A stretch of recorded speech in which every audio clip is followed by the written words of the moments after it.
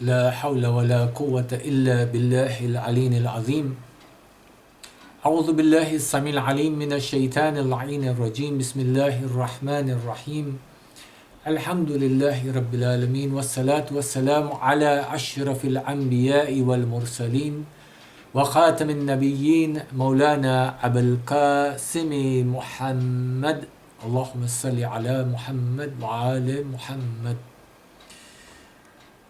Today, the 11th session on the dua of the holy month of Rajab, al-Murajab. And we have seen so far the first part of this beautiful dua, where we begin by telling Allah subhanahu wa ta'ala that all good is from you and only you, and we are aware that we are safe from all the evil, the shar, absence of good, and even the shar that we do, we are safe from your retribution. And indeed, you also safeguard us from retribution from others other than yourself for the errors that we do. Ya Allah, you give for the very little that we come with to yourself, you give us in abundance. Ya Allah, you answer the supplication of the one who supplicates. Ya Allah, you are He who even accepts and gives the one who does not recognize you and does not supplicate to you. You are so merciful. Out of your mercy and your bounties, you even give the one who does not ask. So therefore, Ya Allah, in this holy month we have asked from you all the good of this dunya and all the good of the akhirah. And Ya Allah, we have asked you to keep us away from all the bad or all the shar, the absence of good in this dunya and the absence of good in the akhirah. And for certain, whatever you give does not decrease, and we ask you to increase for us from amongst your favors. Up to here, this dua seems to fall into a second part, because the riwayah says that the sixth holy Imam at this point, when narrating this dua, held his beard with his left hand and pointing with the right hand in front of his face, kept moving the hand left and right. So many a times people question this action, one for the fact that he held the beard. In the case of ladies, should they hold their chin or not? It's a mustahab act that the Imam has done. It is possible that the symbolism was not the beard itself, although there is zikr of shayb, but we can come to that later as it is towards the end of this dua. So for ladies, they could follow the mustahab act of what the Imam did and hold their chin and move the finger. So the question that arises, why did Imam do this act? Now, unless somebody asked directly to the Imam and got an answer, we've not come across any tradition with regards to this particular dua. Perhaps the more learned scholars may have such a tradition. However, Sheikh Khalfan, in his knowledge and from the book Uddatul Da'i, he's quoted the book Uddatul Da'i, page 183. There is a beautiful riwayah.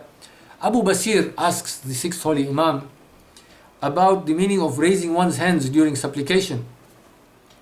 And the Imam says of 5 ways, or 5 means by which human beings, when addressing Allah subhanahu wa ta'ala, should use their limbs, particularly their hands, in dua. And the first one he says is al-tawaddu, which is seeking refuge in Allah from shaitan. It is when one's palms face the qibla. Allahu Akbar, when my palms are facing the qibla, I am seeking protection from Allah, from shaitan, and I am denouncing any other than Allah subhanahu wa ta'ala. So that's one way of seeking Allah's nearness. The second way the Imam says is in dua, when a person is calling on Allah for rizq.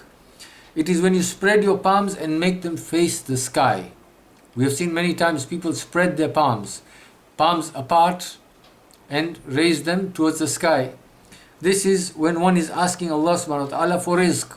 And indeed there is a beautiful narration that if somebody raises their hands towards the sky and says Ya Basitu 10 times after 3 salawat in the beginning and 3 salawat in the end, there's barakah in rizq, and this can be done once every day.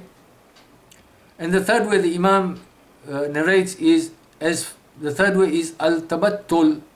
This is where somebody wants total connection with Allah subhanahu wa ta'ala, whereby a person points with their index finger towards the Qibla. The fourth way of extreme supplication that the Imam talks about in this narration, as I mentioned, is in Uddatul Da'i. You can go and check on this, page 183, is al-ibtihal. It is when one raises both their hands and aligns them with their head. So you see some people supplicating with their hands raised towards, aligned with their head, and asking from Allah subhanahu wa ta'ala the normal way that we do dua. And this is extreme supplication. And then the fifth one, as Imam says, is al-tadarru, which is expressing humility near Allah subhanahu wa ta'ala. This is when you move your index finger near your face. So that answers, this riwayah somehow answers this action of the sixth holy Imam, that you are expressing absolute humility in front of Allah subhanahu wa ta'ala by moving that index finger in front of your face. And this is for those who are in secret supplication to Allah subhanahu wa ta'ala.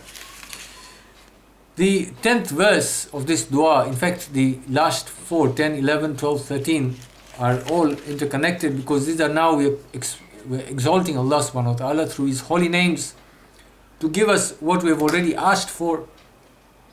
And in the 10th verse we say, Ya dha-al-Jalali wal-Ikram, O the possessor of majesty and dispenser of greatness.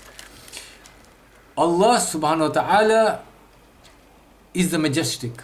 He is the one who possesses all sorts of esteem and loftiness.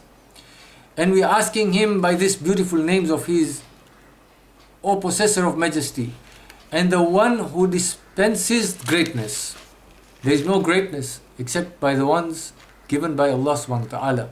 The greatness and the loftiness that one aspires for in the dunyavi sense, through either their wealth or through muscling their way through in the positions of power and corridor of power, that greatness is short-lived.